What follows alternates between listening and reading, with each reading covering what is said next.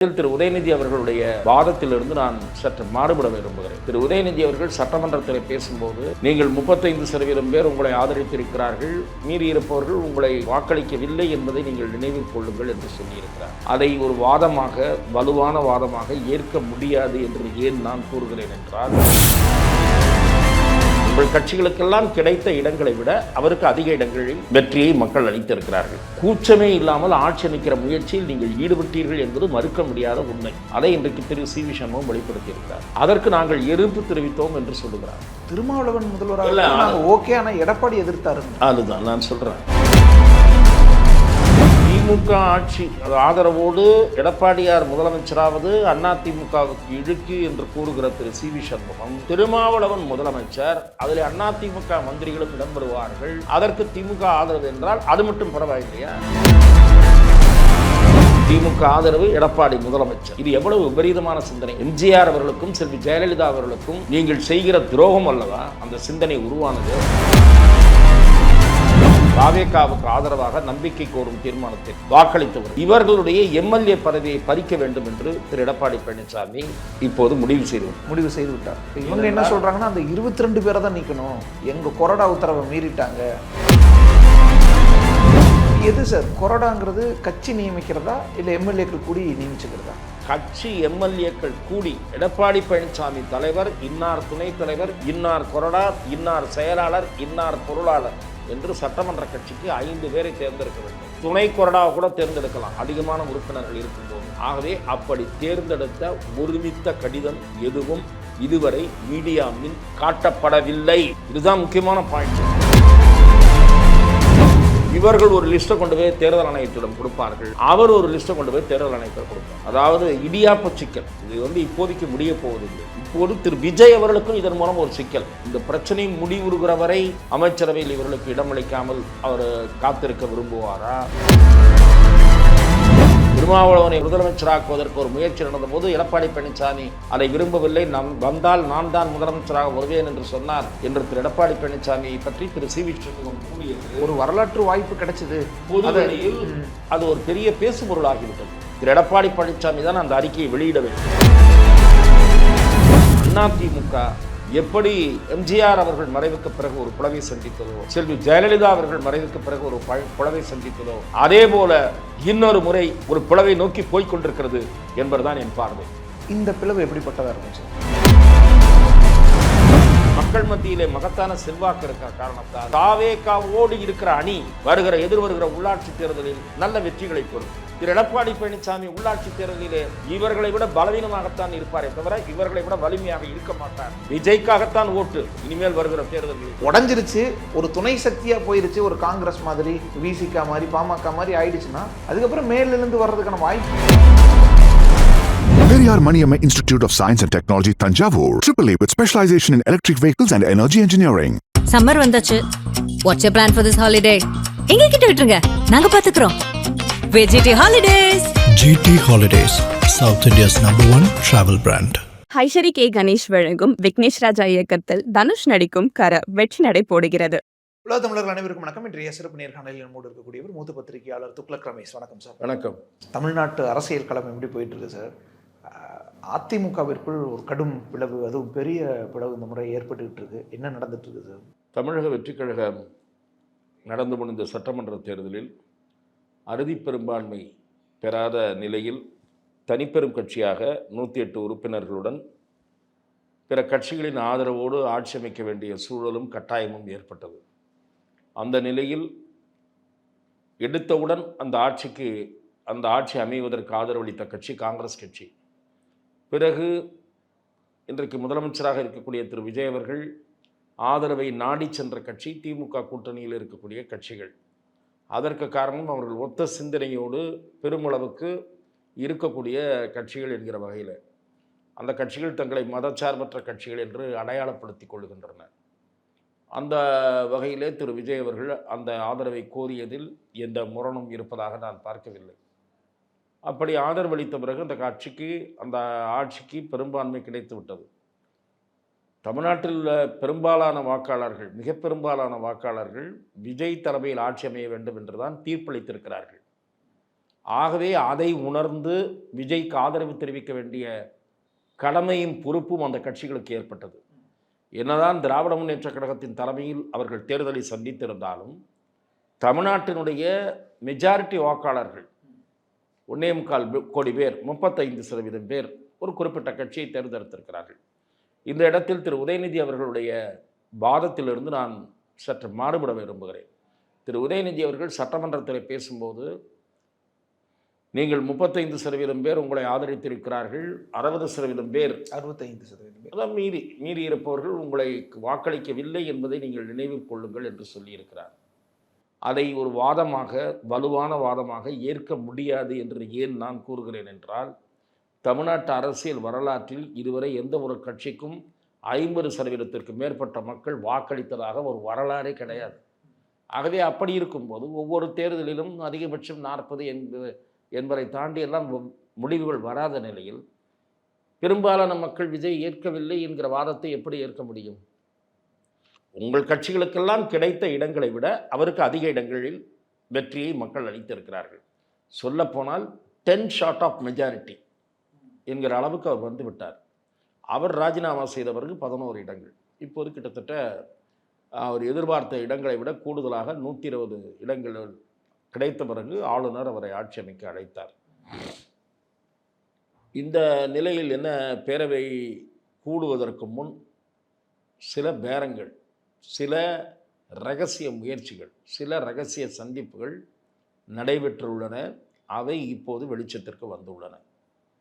அந்த குற்றச்சாட்டை திரு சி.வி. சண்முகம் நேற்றைக்கு முன்தினம்தான் வைத்தார் அல்லது நேற்று தான் வைத்தார் என்றாலும் கூட அந்த குற்றச்சாட்டு பொது வெளியில் கிட்டத்தட்ட 5ஆம் தேதி 6ஆம் தேதியே தலைப்புச் செய்தியாக தொலைக்காட்சிகளிலும் பத்திரிகைகளிலும் 6ஆம் தேதி அல்லது 7ஆம் தேதி என்று நினைக்கிறேன் வெளிவந்து விட்டது.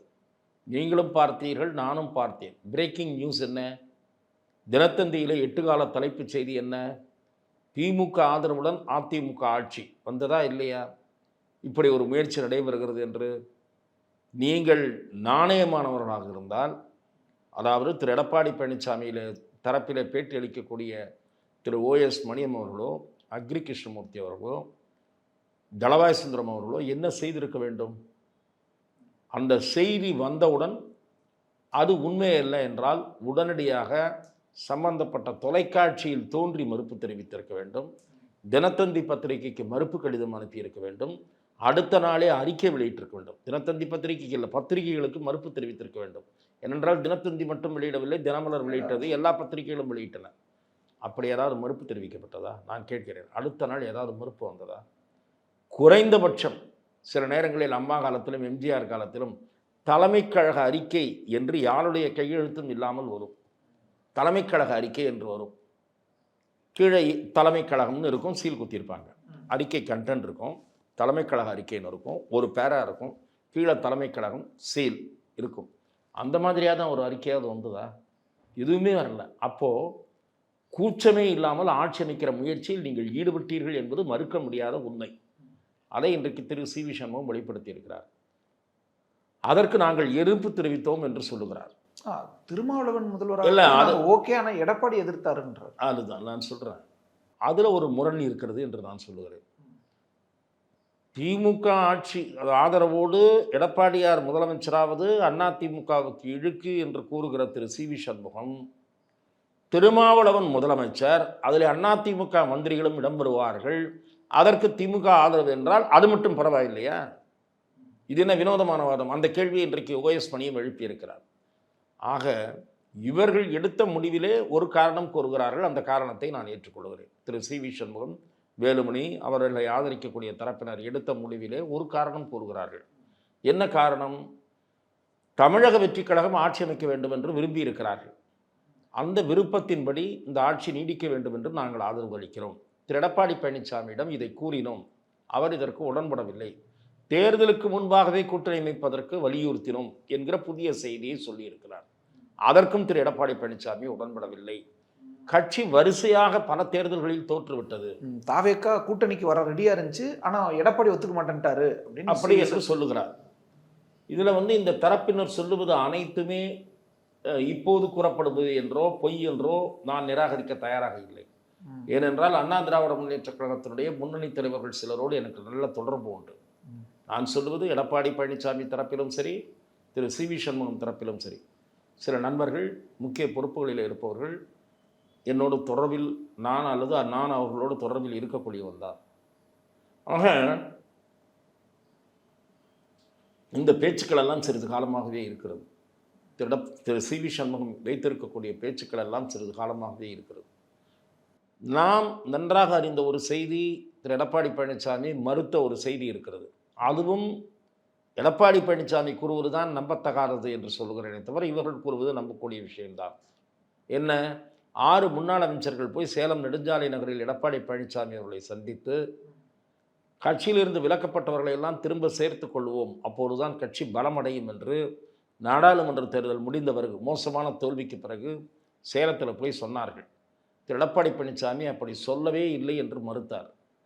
ஆனால் அப்போது கட்சிக்குள் இருந்த திரு செங்கோட்டையன் அவர்கள் டைம்ஸ் ஆஃப் இந்தியா பத்திரிகைக்கு அளித்த பேட்டியில் அவ்வாறு சந்தித்தது உண்மை என்று உறுதிப்படுத்தி விட்டார். அப்போது அவர் கட்சியில் தான் இருந்தார்.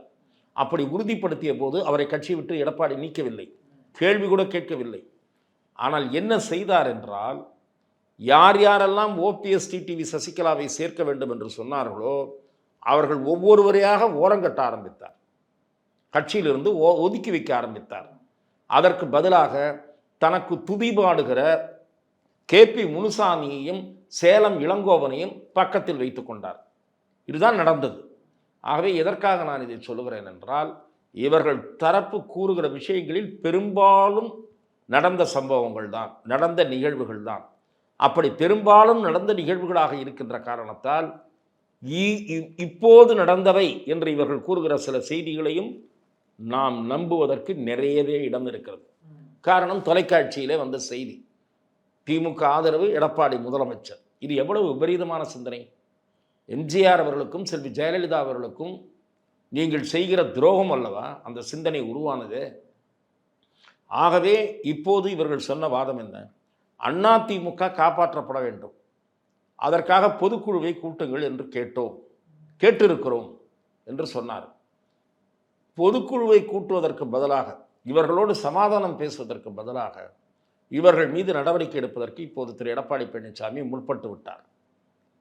இன்றைய தினம் என்ன செய்தி? நேற்றைக்கு மாலையிலிருந்து தொடங்கி என்ன செய்தி? இந்த பக்கம் இருக்கிற வரிசையாக எல்லோரையும் கட்சி பொறுப்புகளிலிருந்து நீக்கி கொண்டிருக்கிறார். கட்சியிலிருந்து நீக்கவில்லை, நன்றாக கவனிங்கள். அதற்கு காரணம் இருக்கிறது. கட்சி பொறுப்புகளிலிருந்து வரிசையாக எம்எல்ஏவாக இருக்கிறவர்கள், எம்எல்ஏ இல்லாதவர்கள், யார் யாரையெல்லாம் டிவியில் பார்த்தாரோ, திரு விஜய் அவர்கள் திரு சி.வி. சண்முகம் அலுவலகத்திற்கு சென்றிருந்த போது நிறைய பேர் அங்கே பொக்கே கொடுத்தாங்க, எம்எல்ஏவாக இல்லாதவர்களும். அதெல்லாம் டிவியில் லைவில் வருது. இவங்க ஆஃபீஸில் உட்காந்து, இபிஎஸ் ஆஃபீஸில் உட்காந்து பேர் குறிச்சிருப்பாங்க போல இருக்கு. ஏன்னா வரிசையாக எல்லாரையும் கட்சி விட்டு எடுத்துட்டார், கட்சி பொறுப்பை விட்டு.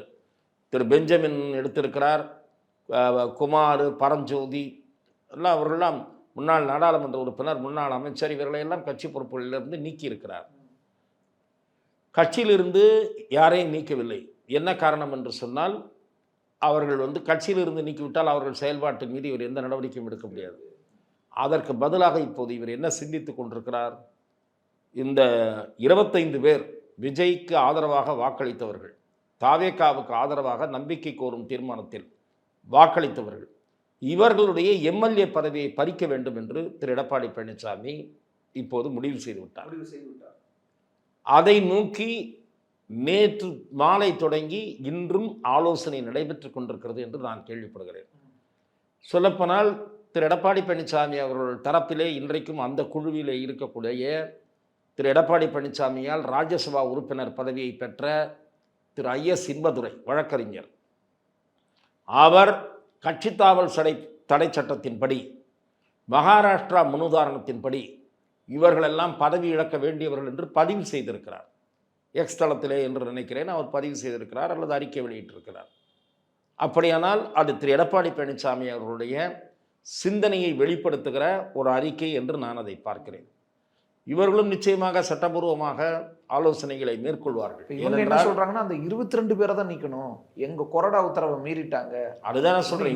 இன்றைக்கு சபாநாயகரிடம் போய் நாங்கள் பெரும்பான்மையினர் கூடி எடுத்த முடிவு இது பெரும்பான்மை எம்எல்ஏக்கள் முடிவு.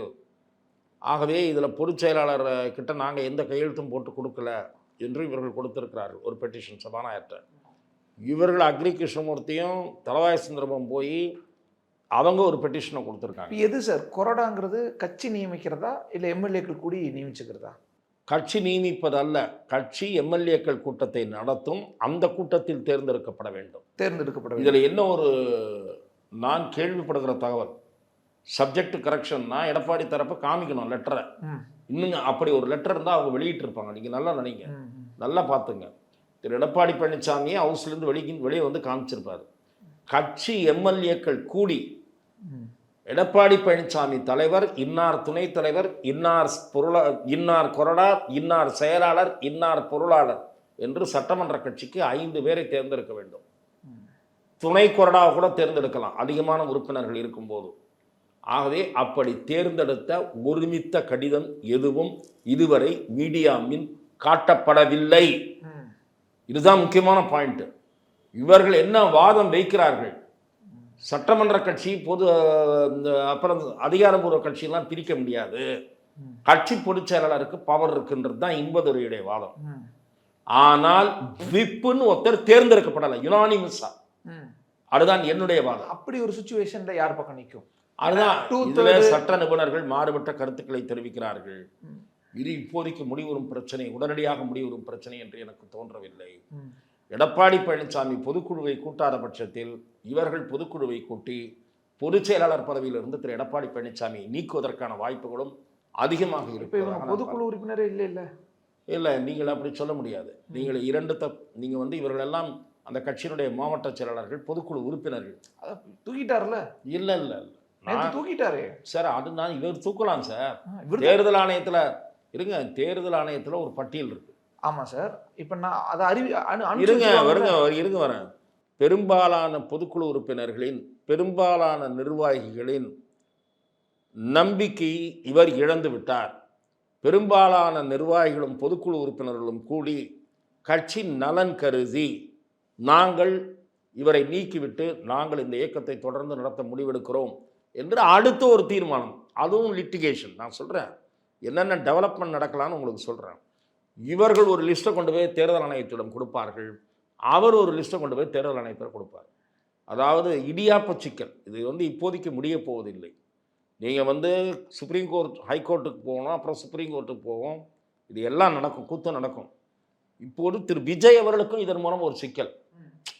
இந்த பிரச்சனை முடிவுறுகிற வரை அமைச்சரவையில் இவர்களுக்கு இடமளிக்காமல் அவர் காத்திருக்க விரும்புவாரா, இல்லை இந்த பிரச்சனையை வந்து இவர்கள் சாதகமாக முடியும் என்ற நம்பிக்கையில் அவருக்கு இடமளிக்கப் போகிறாரா என்பது தெரியல. ஏனென்றால் இவர்கள் சார்பில் சிலருக்கு அமைச்சர் பதவி கிடைக்கலாம் என்ற பேச்சு, பலமான பேச்சு கடந்த 2 தினங்களாக அரசியல் அரங்கில் இருக்கிறது.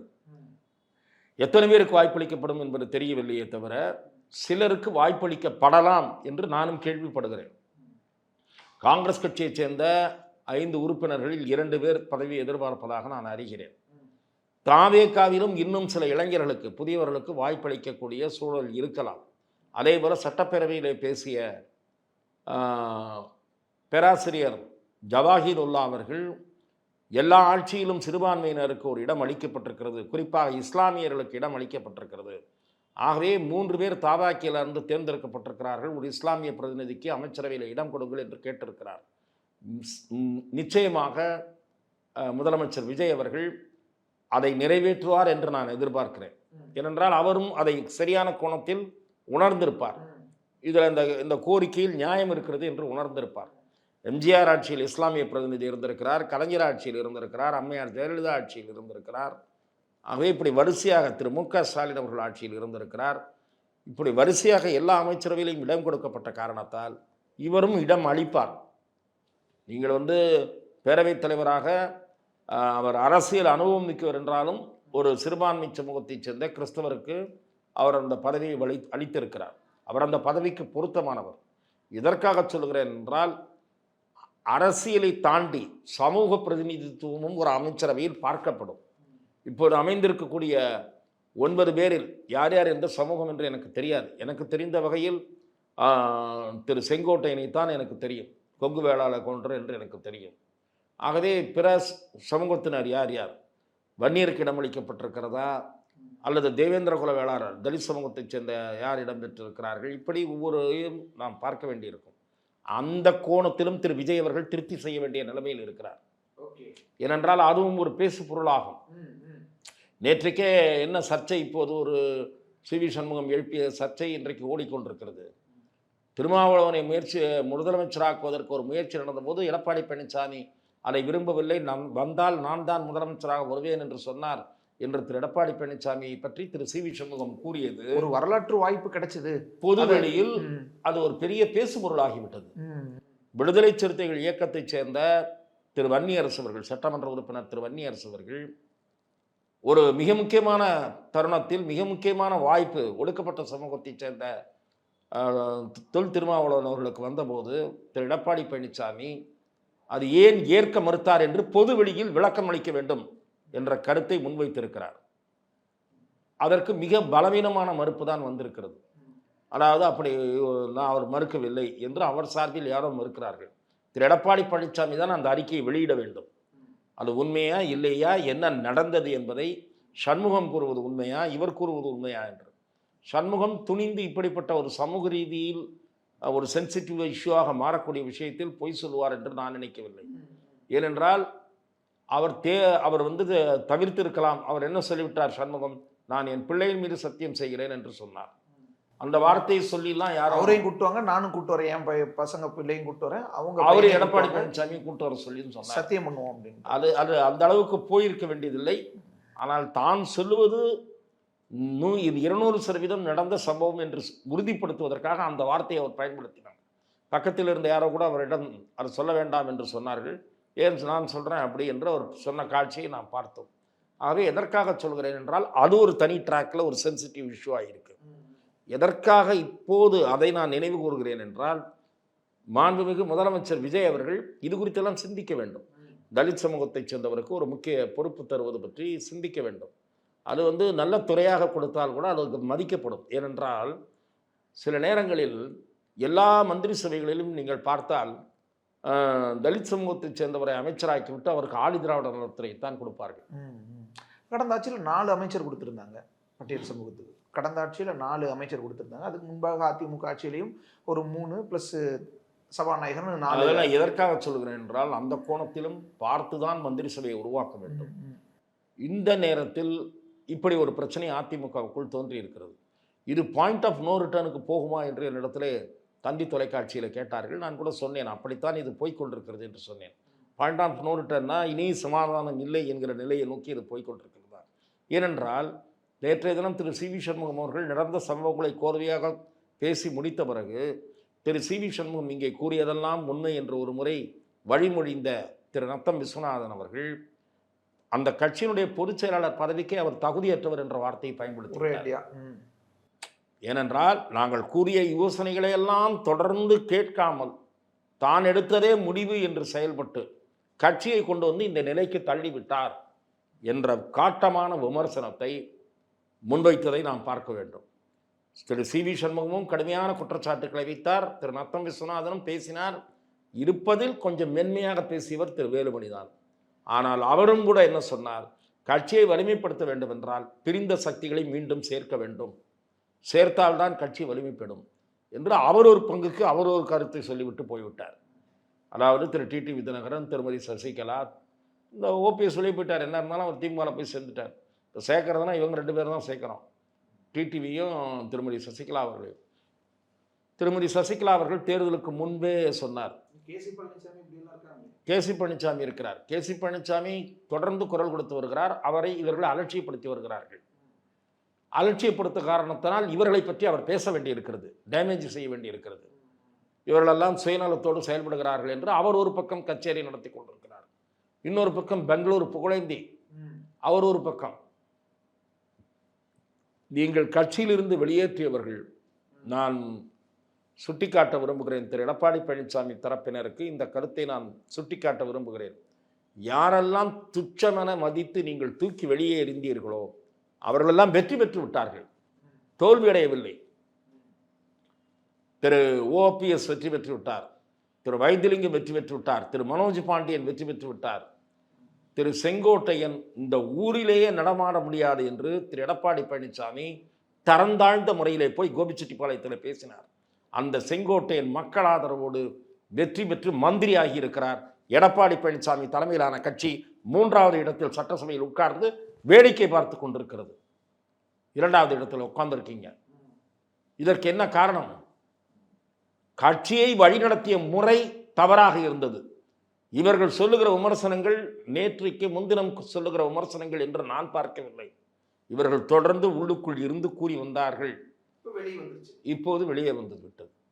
ஆகவேதான் நான் சொல்லுகிறேன், அதிமுக எப்படி எம்ஜிஆர் அவர்கள் மறைவுக்கு பிறகு ஒரு பிளவை சந்தித்ததோ, செல்வி ஜெயலலிதா அவர்கள் மறைவுக்கு பிறகு ஒரு பிளவை சந்தித்ததோ, அதே போல இன்னொரு முறை ஒரு பிளவை நோக்கி போய்கொண்டிருக்கிறது என்பதுதான் என் பார்வை. இந்த பிளவு எப்படிப்பட்டதா இருக்கும் சார்? ஏன்னா மற்ற பிளவுகள் எல்லாம் சர்வே ஆகி வந்துருச்சு. இந்த பிளவு தேர்தல் கமிஷனில் என்ன முடிவாக போகிறது, சுப்ரீம் கோர்ட்டுக்கு போய் இவர்களுடைய பதவி விஷயத்தில் என்ன முடிவாக போகிறது என்பதையெல்லாம் பொறுத்து இருக்கிறது. இரட்டை இலை ஒரு தரப்பிடம் தங்குமா தங்காதா இதையும் பொறுத்து இருக்கிறது. ஆனால் இப்போதைக்கு தாவேகாவுக்கு மக்கள் மத்தியிலே மகத்தான செல்வாக்கு இருக்கிற காரணத்தால் தாவேகாவோடு இருக்கிற அணி எதிர்வருகிற உள்ளாட்சி தேர்தலில் நல்ல வெற்றிகளை பெறும்.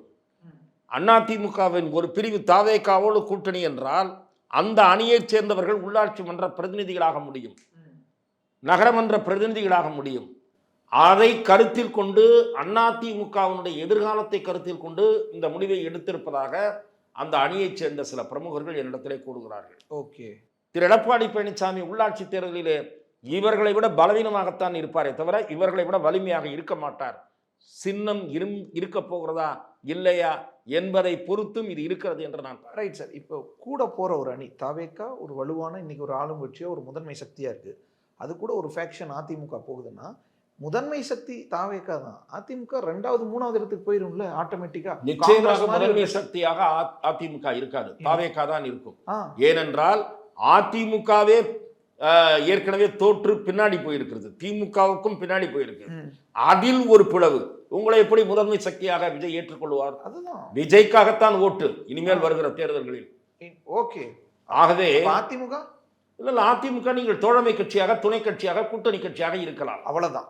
அப்படித்தான் இருக்க முடியும் நீங்கள். ஆனால் யார் விஜயுடன் எந்த தரப்பு சேருகிறதோ, எந்த தரப்பு அதிமுக என்றால் திரு சி.வி. சண்முகம் வேலுமணி தரப்பு, அதற்கு உரிய இடங்கள் கிடைக்கும், அது வெற்றி பெறுவதற்கும் வாய்ப்புகள் அதிகம். முதன்மை சக்தியா வர முடியாது. இப்போ முதன்மை சக்தியாக இப்போது அடுத்த 5 ஆண்டுகளுக்குள் வரக்கூடிய வாய்ப்புகள் இருப்பதாக நான் கருதவில்லை.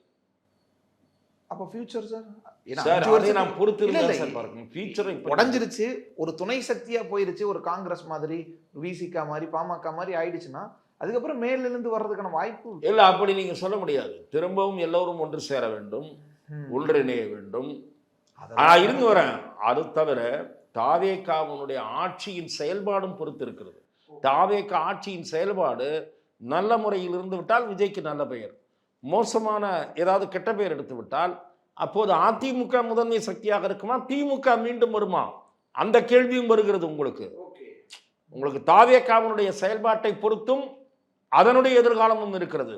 இப்போது ஆரம்பம் தொடக்கம் முதல் 1 வாரம் சிறப்பாக இருக்கிறது. இதே மாதிரி அவர் மெயின்டைன் பண்ண வேண்டும். 1 வாரம் என்று கூட சொல்ல முடியாது, ஒரு 5-6 நாட்கள் ஆகியிருக்கா அந்த என்னன்னு தெரியல. அது சிறப்பாக இருக்கு. அந்த முதல் 3 கையெழுத்து போட்டாரு, அடுத்த நாள் குடிநீர் பிரச்சனை இது பண்ணாரு, மதுக்கடைகள் 717 கடைகளை மூடினாரு. தொடக்கம் சிறப்பாக இருக்கிறது. அதே போல தொடர் பயணமும் இருக்க வேண்டும். அதை பொறுத்து தான் இந்த ஆட்சியின் அந்த ஆட்சி பற்றிய மதிப்பீடும் இருக்கும். இன்னொரு செய்தி சார், இன்னைக்கு அந்த 1000 ரூபா ஸ்கீம் வந்து நாங்கள் போடுவோம், கலைஞர் உரிமை தொகை வந்து போடுவோம், கொஞ்சம் விரைவில் போடுவோம், சீரமைப்பு பணிகள்லாம் கொஞ்சம் இருக்குன்னு ஒரு அறிவிப்பு வந்திருக்கு. அதை எப்படி பார்க்கலாம், மக்கள் அதை எப்படி பார்ப்பாங்க? இல்லை, இவர் அதிகமாக உயர்த்தி தருகிறேன் என்று சொன்னார். ஆனால் மக்களும் புரிந்து கொள்வார்கள் என்று நினைக்கிறேன். இந்த 1000 ரூபா நிற்காம இருக்கணும். முன்னாள் முதல்வர் மு.க. ஸ்டாலின் கடந்த சில தினங்களாக பொறுப்புணர்வோடு அறிக்கைகளை வெளியிடுகிறார் என்று நான் பார்க்கிறேன். தாவேகா குறித்து விமர்சனங்களை அவர் வைக்கிறார். அந்த விமர்சனங்களுக்கு திரு விஜய் அவர்கள் பதிலளிக்கிறார். அது ஒரு பக்கம் இருந்தாலும் இந்த ஆட்சி மக்களால் தேர்ந்தெடுக்கப்பட்ட மக்கள் விரும்பி இருக்கிறார்கள். நிறைய மக்கள் அந்த கட்சிக்கு வாக்களித்திருக்கிறார்கள். ஆகவே ஒரு 6 மாத காலம் நாங்கள் பொறுப்பான எதிர்க்கட்சியாக இருந்து இந்த ஆட்சியை மதிப்பிடுவோம் என்று அவர் கூறியிருக்கிறார். ஆகவே அந்த தன்மை என்பது பாராட்டத்தக்கது. ஆனாலும் விமர்சனம் பண்றாரு, இப்படி 1000 ரூபாய் உடனே போடுங்க அப்படிங்கிறாரு. இல்ல அது விமர்சனம் அல்ல, கோரிக்கை. ஓகே, நாங்கள் செயல்படுத்திய சில திட்டங்கள், அந்த பெண்களுக்கு படிப்புக்கு கொடுக்கிற திட்டம், அந்த மாதிரி பெண் திட்டம், இந்த மாதிரியான அந்த திட்டங்களை எல்லாம் தொடருங்கள் என்று கேட்டிருக்கிறார். தொடர வேண்டும் என்று திமுகவின் கூட்டணி கட்சியாக ஏற்கனவே இருந்து இப்போது இந்த ஆட்சியை ஆதரிக்கக்கூடிய கட்சிகளும் வலியுறுத்தி முதல்வர் விஜயும் சட்டப்பேரவையிலே சொல்லியிருக்கார், மக்கள் நலத்திட்டங்களை தொடருவோம் அப்படின்னு. ஆகவே ஆரம்பம் தொடக்கம் சிறப்பாக இருக்கிறது. இந்த தொடக்கம் போலவே தொடர் பயணமும் இருந்தால் இந்த ஆட்சி மக்களுடைய ஆதரவை மீண்டும் உள்ளாட்சி தேர்தலில் பெறும். அது பொறுத்திருந்து பார்க்க வேண்டிய விஷயம் என்று நான் பார்க்கிறேன். இன்னொன்று சார், ஒரு ஜோதிடர் ஒருவரை OSD அப்பாயின்ட் பண்ணிட்டு அதுக்கப்புறம் திருப்பி ரிவோக் பண்ணியிருக்காங்க. அது எதனாலன்னு பார்க்கலாம். அது ஏன்னா சட்டப்பேரவை வரைக்கும் பிரேமலதா அவ்வளோ விமர்சனம் வைத்தாங்க, ராஜகுருன்னெலாம் சொல்லி விமர்சிச்சிருந்தாங்க. நான் இதில் சற்று மாறுபட விரும்புகிறேன். திரு விஜய் அவர்கள் விமர்சனங்களை ஏற்றுக்கொண்டு அந்த ஆர்டரை திரும்ப பெற்றார், அது வேற விஷயம். ஆனால் கடந்த காலங்களில் அதிமுக பத்திரிகை ஆசிரியராக இருந்தவர், திமுக பத்திரிகையில் கவனித்தவர்கள், இவர்களுக்கெல்லாம் அரசு பதவிகள் கொடுக்கப்பட்டன. அது மட்டும் பரவாயில்லையா? ஜோதிடர் வந்தால்தான் தவறா? அது முதலமைச்சருடைய விருப்புரிமை. முதலமைச்சருடைய பிரிவு அதிகாரியாக, இது என்ன பிரிவுன்னு தெரியாது எனக்கு, ஆஃபீஸர் ஆன் ஸ்பெஷல் டியூட்டின்னு போட்டாங்க.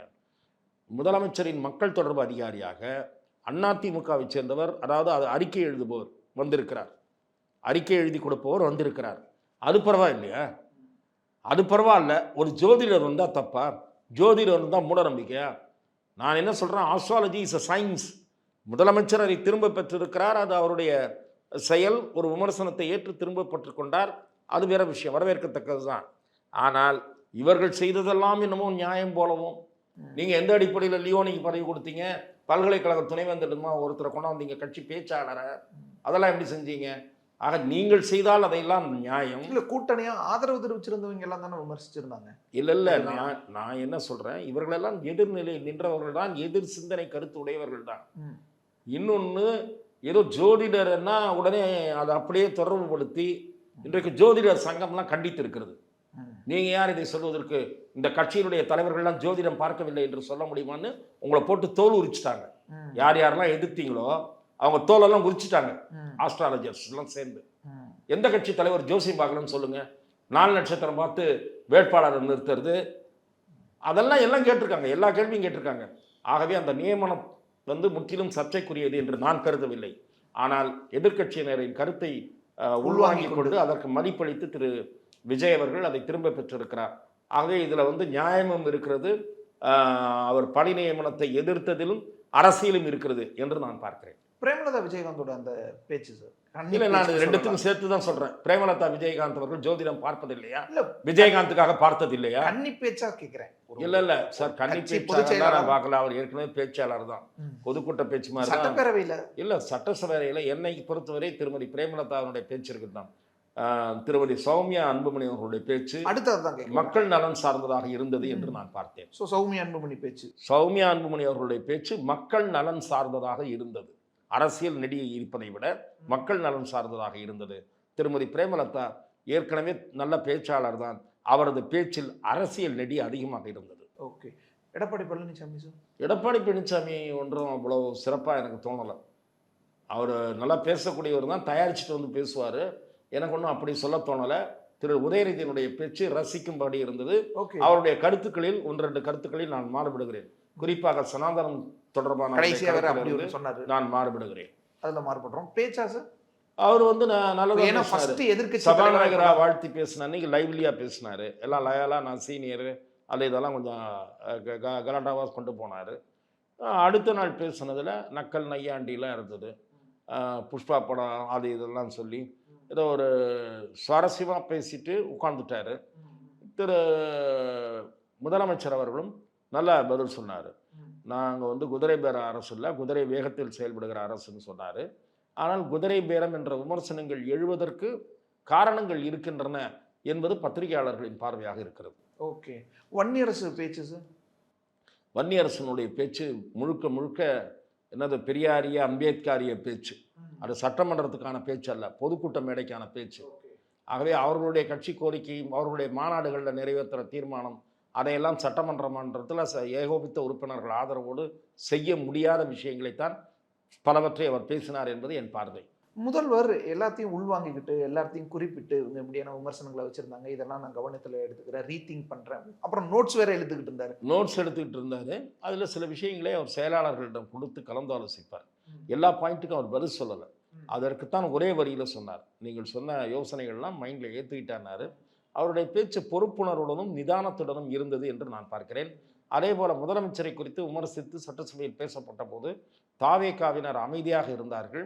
அது முன்கூட்டியே ஒரு அறிவுறுத்தல் கூறப்பட்டிருக்க வேண்டும் என்று நான் நினைக்கிறேன். அமைதியா இருங்க அப்படின்னு. ஓகே, ஸோ பிளான்டா கரெக்டாக தான் அப்படித்தான் இருந்தது. இந்த முறை சட்டமன்ற கூட்டத்தொடர் அப்படித்தான் இருந்தது. தொடர்ந்து இதே பாணியில் இருந்தால் அது சட்டமன்ற ஜனநாயகத்திற்கு ஆரோக்கியமாக இருக்கும் என்பது என் பார்வை.